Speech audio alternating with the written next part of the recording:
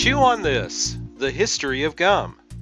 You might guess it's a custom dreamed up by a modern-day, real-life Willy Wonka, but people have been chewing gum in various forms since ancient times. There's evidence that some northern Europeans were chewing birch bark tar 9,000 years ago, possibly for enjoyment as well as medicinal purposes as relieving toothaches. The ancient Maya chewed a substance called chicle, derived from the sapodilla tree, as a way to quench thirst or fight hunger, according to Chicle, The Chewing Gum of the Americas by Jennifer P. Matthews. The Aztecs also used chicle and even had rules about its social acceptability.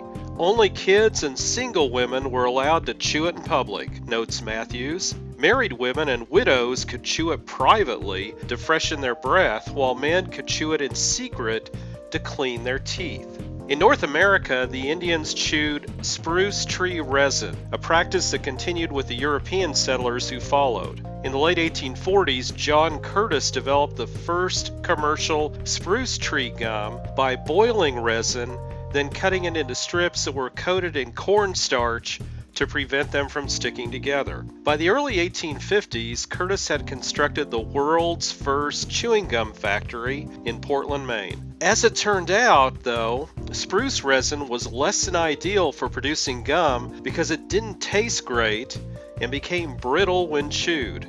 Curtis and others who'd jumped into the gum business after him subsequently switched to ingredients such as paraffin wax. The next key development came when an inventor in New York, Thomas Adams, got his hands on some chicle through exiled Mexican President Antonio Lopez de Santa Anna. The exact details of how the two men connected are unclear, although they would have been in contact following Santa Anna's arrival in the United States sometime after the mid-1850s. Before that, he led Mexican forces at the Battle of the Alamo in 1836 and served multiple terms as Mexico's president.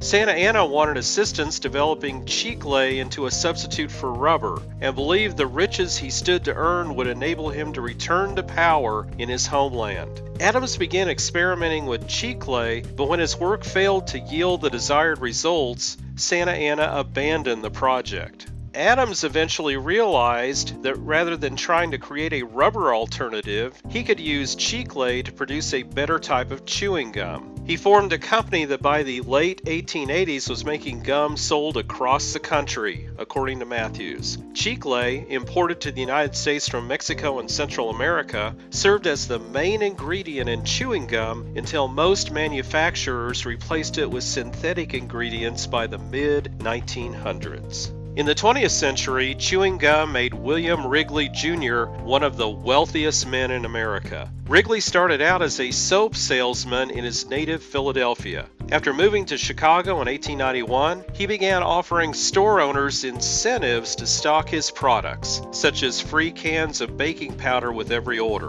When the baking powder proved a bigger hit than the soap, Wrigley sold that instead and added in free packs of chewing gum as a promotion. In 1893, he launched two new gum brands, Juicy Fruit and Wrigley's Spearmint. Because the chewing gum field had grown crowded with competitors, Wrigley decided he'd make his products stand out by spending heavily on advertising and direct marketing. In 1915, the Wrigley Company kicked off a campaign in which it sent free samples of its gum to millions of Americans listed in phone books. Another promotion entailed sending sticks of gum to U.S. children on their second birthday.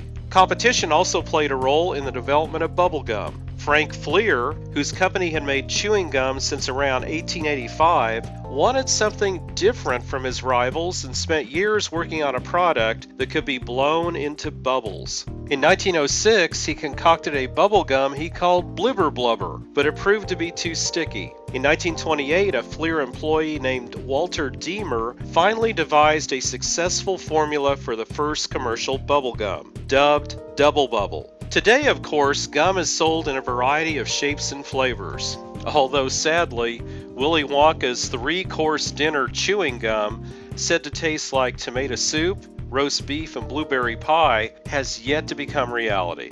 And finally, despite what you might have been told, If you swallow a piece of gum, it's highly unlikely to end up stuck in your stomach for 7 years. Even though gum base is indigestible, it passes through the digestive system harmlessly and is eliminated from the body just like other foods.